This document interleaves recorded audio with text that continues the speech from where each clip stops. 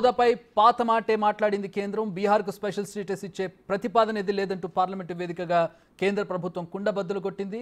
ఆర్థిక వృద్ధి, పారిశ్రామికీకరణను ప్రోత్సహించేందుకు బీహార్తో పాటు వెనుకబడిన రాష్ట్రాలకు ప్రత్యేక హోదా కల్పించే ప్రణాళిక ఉందా అంటూ జేడీయూ ఎంపీ రాంప్రీత్ మండల్ కేంద్ర ఆర్థిక మంత్రి శాఖను ప్రశ్నించారు. దీనికి ఆ శాఖ సహాయ మంత్రి పంకజ్ చౌదరి రాతపూర్వకంగా రిప్లై ఇచ్చారు. బీహార్కు ప్రత్యేక హోదా ఇచ్చే ప్రతిపాదన ఏది లేదని స్పష్టం చేశారు.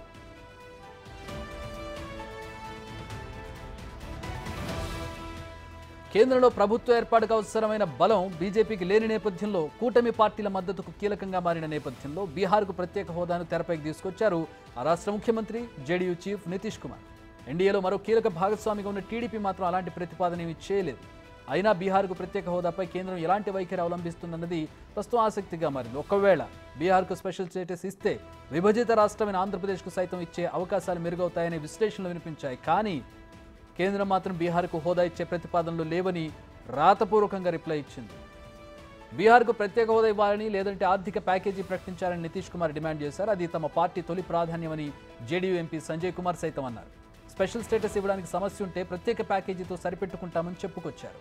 బీహార్కు ప్రత్యేక హోదా లేదని కేంద్రం స్పష్టం చేయడాన్ని ఆర్జేడీ అస్త్రంగా మలుచుకుంది.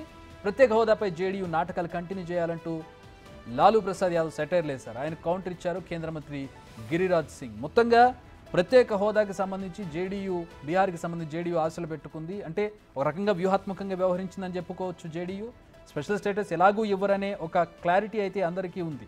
కేంద్రం గతంలో పదే చెప్పింది స్పెషల్ స్టేటస్ అనేది ముగిసిన అధ్యాయం, ఇక దానికి సంబంధించి చర్చ అనవసరమని, అలాగే స్పెషల్ స్టేటస్ ఇచ్చే ఉద్దేశం లేదని పలు సందర్భాల్లో పార్లమెంట్లో మన ఎంపీలు అడిగిన సందర్భాల్లో చెప్పింది, ఇతర రాష్ట్రాల ఎంపీలు అడిగిన సందర్భాల్లో కూడా చెప్పింది. ఇప్పుడు కొత్తగా మళ్ళీ అదే మాట వల్లవేసింది. అయితే బీహార్ వ్యూహం స్పెషల్ స్టేటస్ ఇచ్చినా ఇవ్వకపోయినా, ఒకవేళ స్పెషల్ స్టేటస్ ఇవ్వను అని కేంద్రం అంటే కనుక దాన్ని అడ్డం పెట్టుకొని ఎంతో కొంత ప్యాకేజీగా రాష్ట్రానికి తీసుకెళ్లాలనే ఒక వ్యూహంతో వెళ్ళినట్టుగా ఖచ్చితంగా కనపడుతుంది. ఆ వ్యూహంలో భాగంగానే ఈరోజు ఎంపీ కూడా పార్లమెంట్లో ఆ ప్రశ్న వేసినట్టుగా మనకి అర్థం చేసుకోవచ్చు. క్లియర్గా రాజకీయాలను అబ్జర్వ్ చేసి ఎవరికైనా కూడా అది అర్థమవుతుంది. మరి మేబీ ప్యాకేజీ విషయంలో కేంద్రం బీహార్కి కాస్త అనుకూలంగా వ్యవహరించి బీహార్ వైపు కాస్త లిబరల్గా వాళ్ళకి కేటాయింపులు చేస్తుందేమో వేచి చూడాల్సినటువంటి పరిస్థితి. మొత్తంగా ఈ పరిణామాలన్నీ కూడా ఏపీకి కూడా ఎంప్లాయ్ అవుతాయి. ఎందుకంటే బీహార్కి ఏదైతే ఇచ్చారో ఏపీకి కూడా ఖచ్చితంగా ఇవ్వాల్సినటువంటి పరిస్థితి కేంద్రం మీద ఉంటుంది. ఆ ఒత్తిడి ఆ మేరకు ఉంటుంది. ఎందుకంటే జేడీయూ, టీడీపీ రెండూ కూడా కేంద్రంలో ప్రభుత్వం ఏర్పాటు చేయడానికి సహకరిస్తూ ఉన్నాయి కాబట్టి. देखिए, आरजेडी जो ये विषय उठा रहा है, मुझे तो हंसी आती है, उसमें भी लालू भैया पर और हंसी आती है। लालू भैया, जब आप किंग मेकर कहलाते थे, कांग्रेस के गोद में खेल रहे थे, जब आप ताकतवर अपने को कहते थे, जिस समय बिहार को दिला सकते थे विशेष राज का दर्जा, जिस समय कानून था उस समय तो आपने दिलाया नहीं। बिहार के लोगों के साथ क्रूर मजाक किया। अब कानून नहीं है, नरेंद्र मोदी देश का प्रधानमंत्री है, कानून रहे या ना रहे।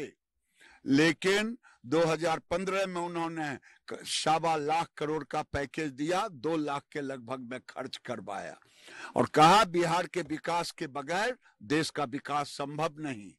और जब नीतीश कुमार मुख्यमंत्री हो और नरेंद्र मोदी देश का प्रधानमंत्री हो, कोई कसर नहीं छूटेगा, पिटारा खोल दिया जाएगा बिहार के विकास।